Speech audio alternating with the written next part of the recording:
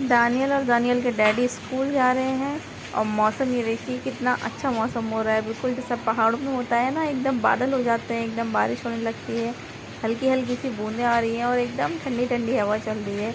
आज सुबह बहुत सुहानी लग रही है। दानियल और दानियल के डैडी स्कूल जा चुके हैं। मेरी तबीयत बिल्कुल भी ठीक नहीं है, मेरा गला बहुत ज़्यादा ख़राब है और आप लोग देख सकते हैं कि मेरी आवाज़ किस तरह से हो रही है। मैं मेडिसिन ले लेती हूँ, ठीक हो जाती हूँ और फिर मेडिसिन छोड़ देती हूँ तो फिर मेरा यही हाल हो जाता है। तो इस टाइम मेरे गले में बहुत ज़्यादा दर्द हो रहा है। तो अभी तो दानियाल को मैं भेज चुकी हूँ स्कूल, उनके डैडी भी जा चुके हैं। सफ़वान भी उठ गए थे, बहुत मुश्किल से मैंने उन्हें सुलाया है अभी। और अब मैं जाती हूँ, मैं भी फ्रेश होकर आती हूँ, अपनी मेडिसिन लेती हूँ, ब्रेकफास्ट करती हूँ और उसके बाद फिर मैं जल्दी से आप लोगों से मिलती हूँ। अस्सलाम वालेकुम दोस्तों, कैसे हैं आप लोग। उम्मीद करती हूँ आप लोग बिल्कुल ठीक होंगे और आप लोगों की दुआओं से मैं भी एकदम ठीक हूँ। एकदम ठीक तो नहीं बोलूँगी क्योंकि आप लोगों को पता है मेरी तबीयत नहीं ठीक है, मेरा गला जो है वो ख़राब है, लेकिन मैंने मेडिसिन ली है तो अब अल्लाह का शुक्र है बहुत कि मेरा गला काफ़ी ज़्यादा ठीक है। बस यही होता है, दवा लेती हूँ तो ठीक हो जाता है और फिर दवा छोड़ देती हूँ तो फिर से यही प्रॉब्लम होने लगती है। थोड़ा सा एक्चुअली मौसम भी ऐसा हो रहा है इस टाइम का कि अभी थोड़ा सा कभी ठंड हो जाती है, कभी गर्मी हो जाती है, एकदम से बारिश होने लगती है, फिर धूप निकल आती है। तो इस वजह से जो है ये थोड़ी सी मौसम की तब्दीली है जिसकी वजह से हम लोगों की तबीयत बहुत जल्दी खराब हो रही है। तो दोस्तों, जैसा कि मैंने आप लोगों से कहा था कि मैं इंशाल्लाह बहुत ही जल्द आप लोगों के साथ अपनी प्रेगनेंसी वीडियोस शेयर करूंगी। तो ये जो मेरी आज की वीडियो है ये मेरी पहली प्रेगनेंसी वीडियो है और ये पूरी वीडियो मेरे खुद के एक्सपीरियंस पर बेस्ड है। तो इस वीडियो में मैं जो कुछ भी बताऊंगी वो मैं अपना एक्सपीरियंस आप लोगों के साथ शेयर करूंगी और मैं पूरी पूरी कोशिश करूंगी कि मैं आप लोगों को हर चीज प्रॉपरली बता पाऊं और उसके बाद जितनी भी इसके कॉजेज या इसकी जो भी मैंने प्रॉब्लम्स फेस करी हैं उन्हें मैं आगे की वीडियोस में डिटेल में आपके साथ डिस्कस करूंगी। तो दोस्तों चलिए हम शुरू करते हैं अपनी वीडियो। सबसे पहली बात दोस्तों, जो सबसे पहली बात है कि हमें अपनी किसी भी प्रेगनेंसी को अपनी प्रीवियस प्रेगनेंसी से कंपेयर नहीं करना चाहिए, कभी भी नहीं।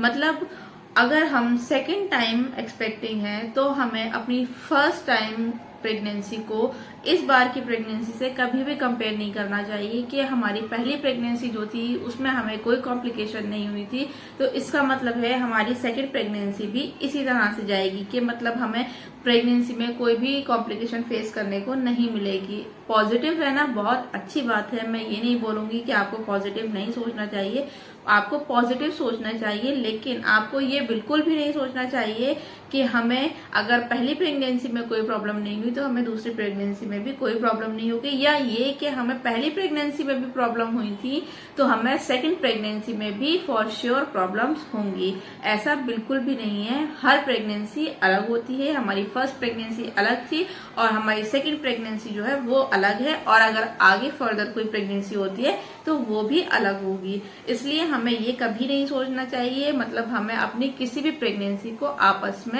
मिलाना नहीं चाहिए, हमें उनमें बिल्कुल भी कंपैरिजन नहीं करना चाहिए। क्योंकि जो मैं खुद की आप लोगों के साथ स्टोरी शेयर करने वाली हूँ वो मेरी सेकंड प्रेगनेंसी की है।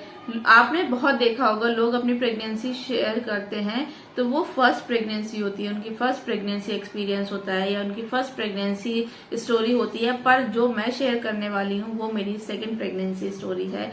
क्योंकि जो मेरी फर्स्ट प्रेगनेंसी रही थी अल्लाह के शुक्र से वो बहुत अच्छी रही थी, फुल टाइम मुझे कोई भी प्रॉब्लम नहीं हुई थी। बस लास्ट टाइम पर जाकर लास्ट मोमेंट पर दानियाल ने, जो मेरा बड़ा बेटा है, दानियाल ने मूवमेंट करना बंद कर दिया था जिसकी वजह से डॉक्टर ने मुझे 24 आवर ऑब्जर्वेशन रखा था, अंडर ऑब्जर्वेशन रही थी मैं 24 आवर्स। उसके बाद फिर डिसाइड किया था सी सेक्शन के लिए और जब मुझे पता चला कि मैं एक्सपेक्टिंग हूँ तो मैंने अपने डॉक्टर से कंसल्ट किया। मैं बराबर उनके रेगुलर टच में रही थी डॉक्टर के और तब तक वो मुझे बुलाती थी, मैं तब तक अपने गायनेकोलॉजिस्ट के पास जाती थी। फिर 12th वीक कंप्लीट होने पर मुझे एक एंटी स्कैन होता है वो कराना था और डुअल मार्कर टेस्ट होता है वो कराना होता है। बेसिकली ये जो स्कैन होता है ये हमारे बेबी के क्रोमोजोनल टेस्ट के लिए होता है। मतलब हमारे बेबी के जो हमारा फीटस है उसके क्रोमोजोम्स टेस्ट होते हैं कि हमारा बेबी का जो मेंटल डेवलपमेंट है फिजिकल डेवलपमेंट है वो सही हो रहा है या नहीं। वैसे बेसिकली ये जो होता है ये मेंटल डेवलपमेंट के लिए ही होता है। तो मेरा डबल मार्कर भी हुआ था और सेकेंड लेवल भी हुआ था, सॉरी डबल मार्कर हुआ था और एंटी स्कैन हुआ था। तो एंटी स्कैन भी 2 लेवल होती है। तो फर्स्ट लेवल अभी मेरा हुआ था जो हुआ था 12 वीक पर, उसमें मुझे लो लाइंग प्लेसेंटा डिटेक्ट हुई थी। अब यहाँ से मेरी परेशानियां शुरू हुई थी 12 वीक से, यानी कि फर्स्ट ट्राइमेस्टर हमारा जब कंप्लीट हो रहा था तब। तो 12 वीक में मुझे पता चला कि मुझे लो लाइंग प्लेसेंटा है, जिसके लिए डॉक्टर ने मुझे फुल टाइम बेड रेस्ट बोला था। अब लो लाइंग प्लेसेंटा मेरे लिए एक थोड़ी सी परेशान होने वाली बात थी, क्योंकि आप लोगों को नहीं पता, जो लोग मुझे पर्सनली नहीं जानते हैं वो नहीं जानते हैं कि मैंने इस रीजन की वजह से क्या कुछ खोया है। तो वो मैं आप लोगों के साथ बाद में किसी और अपने पर्सनल ब्लॉग में शेयर करूंगी। लेकिन मुझे जब डॉक्टर ने बताया कि मेरा लो लाइंग प्लेसेंटा है और सेकंड ग्रेड है, तो मैं काफी ज्यादा परेशान हो गई थी और दिल में जो एक डर था वो मेरे दिल में और ज्यादा बढ़ता जा रहा था जैसे जैसे टाइम गुजरता जा रहा था। लेकिन फिर मुझे डॉक्टर ने समझाया कि आता है 5 मंथ तक ऐसा होता है और 5 मंथ के बाद प्लेसेंटा की पोजीशन चेंज होती रहती है, तो वो फिर अपनी पोजीशन पर आ जाती है प्लेसेंटा।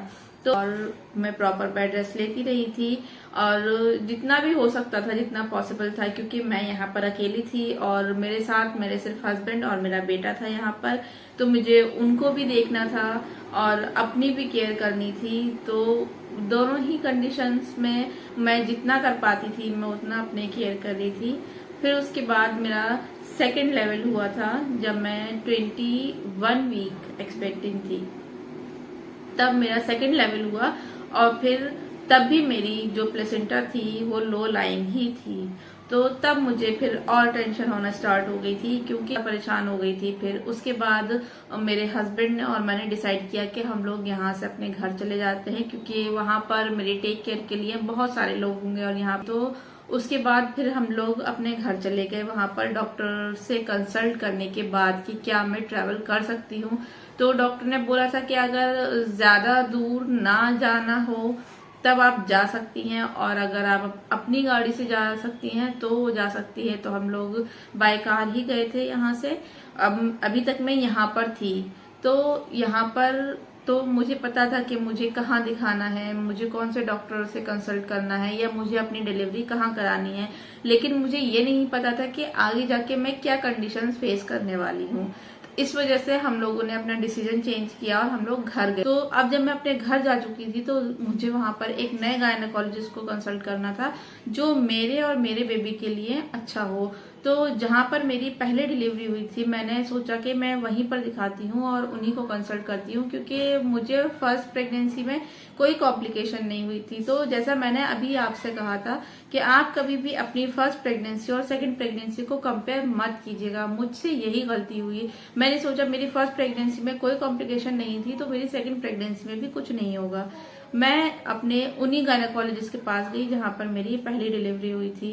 मुझे बहुत अच्छे से एग्जामिन किया वहां पर और मेरी जितनी भी रिपोर्ट्स थी उन्होंने सब देखी और उन्होंने वो रिपोर्ट्स मुझे 2 वीक्स के बाद लाने के लिए बोला था। मतलब मैं उन्हें 24 वीक में दिखाने के लिए गई थी और उन्होंने मुझे उसके 2 वीक्स के बाद यानी कि 27 वीक में मुझे अपनी रिपोर्ट्स लेकर जाना था। तो इसलिए मैंने 27 वीक में ही अपना डॉपलर कराया था।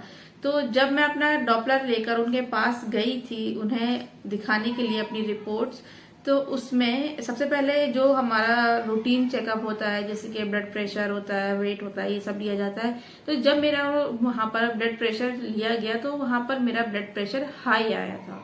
तो ये फर्स्ट टाइम था जब मेरा बीपी हाई हुआ था। तो फिर उन्होंने मेरा डॉपलर देखा तो डॉपलर में IUGR मेंशन था और उसके साथ साथ मेरा AFI मतलब जो हमारा एमनिटिक फ्लूइड होता है जिसमें हमारा बेबी जो है वो सरवाइव करता है, वो मेरा 7 था, यानी कि वो मेरा लेवल से कम था। तो अभी वो माइल्ड था, इतना ज्यादा नहीं था। और जो IUGR आया था मेरे डॉपलर में, उसमें 2 वीक्स का लेग आया था। तो अब IUGR का मतलब क्या होता है? IUGR का मतलब होता है कि आपका बेबी प्रॉपरली ग्रोथ नहीं कर रहा है।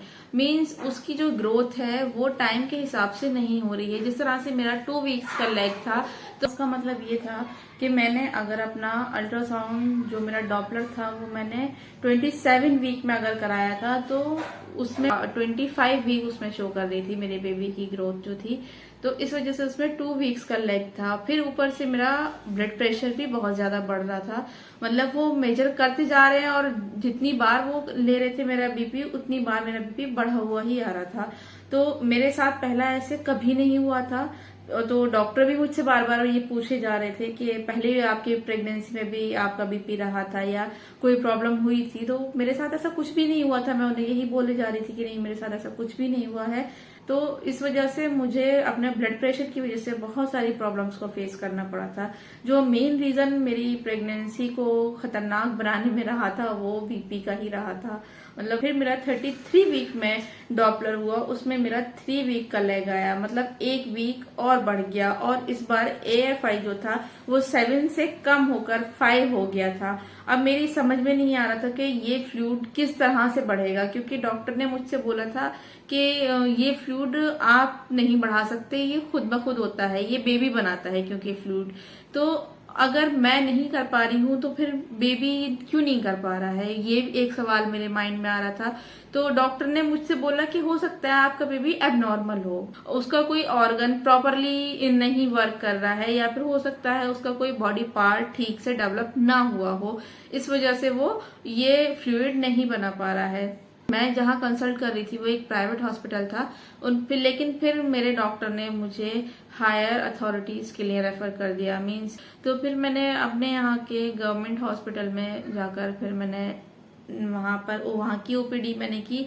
वहाँ OPD करने के बाद फिर उन्होंने फिर से वही सब टेस्ट का रूटीन शुरू हो गया कि ये टेस्ट वो टेस्ट, सारे टेस्ट मेरे हुए। मेरा डॉपलर भी हुआ। मुझे IUGR के बारे में कुछ भी नहीं पता था। फिर सेकेंडली मेरा जो लेग चल रहा था वो मेरी समझ में नहीं आ रहा था कि मेरे इतने वीक हो चुके हैं। और लास्ट टाइम पर आप आकर आपको पता होगा कि जब लास्ट टाइम आता है तो हम ये सोचते हैं कि बस जल्दी से ये टाइम कटे, और मैं और 2-3 हफ्ते पीछे जा रही थी। तो मैं ये सोच सोचकर और ज्यादा परेशान हो रही थी। मीन्स मेरा माइंड जैसे हैंग हो गया था, मेरा काम करना बंद कर दिया था दिमाग ने कि ऐसा कैसे हो सकता है या ये भी पॉसिबल है क्या।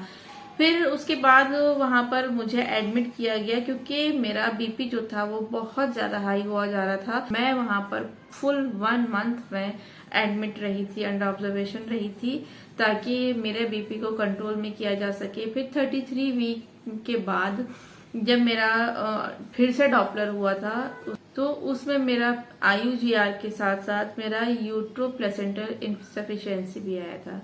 अब यूट्रोप्लेसेंटल इनसफिशिएंसी क्या होता है? इसमें जो हमारी प्लेसेंटा है वो बेबी को प्रॉपर न्यूट्रिशन प्रोवाइड नहीं कराती। इसकी वजह कुछ भी हो सकती है, बहुत सारे रीजंस हैं इसके, पर यूट्रोप्लेसेंटा इनसफिशिएंसी होने की वजह से मदर को भी बहुत खतरा होता है। तो अब मेरे माइंड में पहले से ये था कि मेरा बेबी एबनॉर्मल है।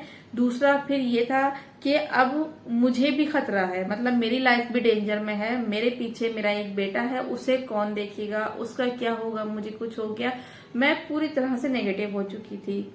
जहां मैं पहले कंसल्ट कर रही थी अपने डॉक्टर को, उन्होंने मुझसे पहले ही बोल दिया था कि बहुत मुश्किल है कि आपके 40 वीक्स या 42 वीक्स कंप्लीट हो सकते हैं, तो आपकी डिलीवरी पहले ही हो जाएगी, इतना लंबा खींचना बहुत। तो 33 वीक्स जब मेरे स्टार्ट हुए तभी डॉक्टर ने मुझे सजेस्ट किया C-सेक्शन के लिए, और मुझे फिर C-सेक्शन के लिए लेकर गए। लेकिन मेरे माइंड में एक ही बात चल रही थी कि मेरा बेबी एबनॉर्मल है, मेरा बेबी एबनॉर्मल है।